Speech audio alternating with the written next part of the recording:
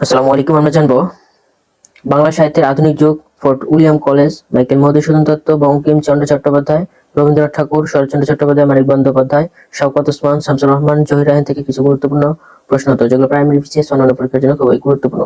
চ্যানেলটি সাবস্ক্রাইব করে সাথেই থাকুন। আজকে মডেল টেস্ট 13। বাংলা কথ্য ভাষার আদি গ্রন্থ কোনটি? কথ্য ভাষার আদি গ্রন্থ হচ্ছে কৃপার শাস্ত্রের অর্থবেদ। বাংলা ভাষায় মুদ্রিত প্রথম গদ্য গ্রন্থ কোনটি? মুদ্রিত প্রথম গদ্য গ্রন্থ হচ্ছে মিশন সমাচার। নিম্নের কোন ব্যক্তি মিশনারি সোসাইটির প্রতিষ্ঠাতা ছিলেন? মিশনারি সোসাইটি প্রতিষ্ঠা করেন উইলিয়াম কেরি। ৩২ সিংহাসন কার রচনা?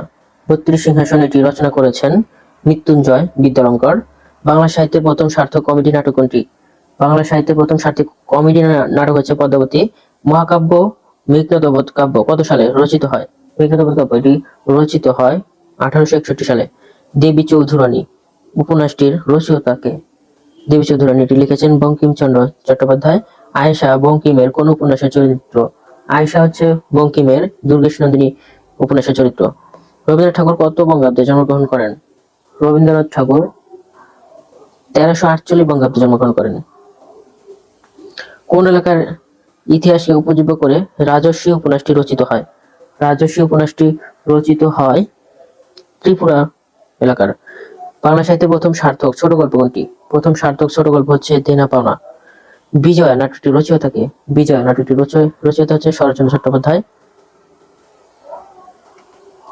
কোনটি আত্মজীবনীমূলক উপন্যাস? আত্মজীবনীমূলক উপন্যাস হচ্ছে শ্রীকান্ত। সরীসৃপ কি ধরনের সাহিত্যকর্ম? সরীসৃপ এটি হচ্ছে গল্পগ্রন্থ।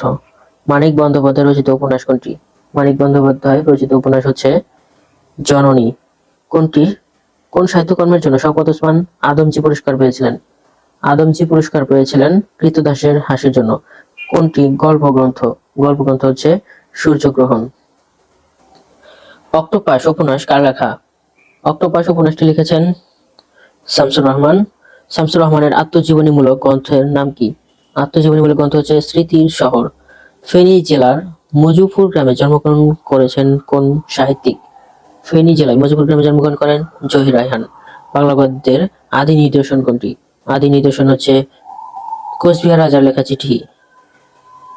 ফোর্ট উইলিয়াম কলেজে বাংলা বিভাগের শিক্ষক নয় কে? ফোর্ট উইলিয়াম কলেজের বাংলা বিভাগের শিক্ষক নয় হচ্ছে Rammohan Roy. William Carey Vidyasagar Ramram Basu Fort William কলেজের বাংলা বিভাগের শিক্ষক ছিলেন। অরিন্দম কে?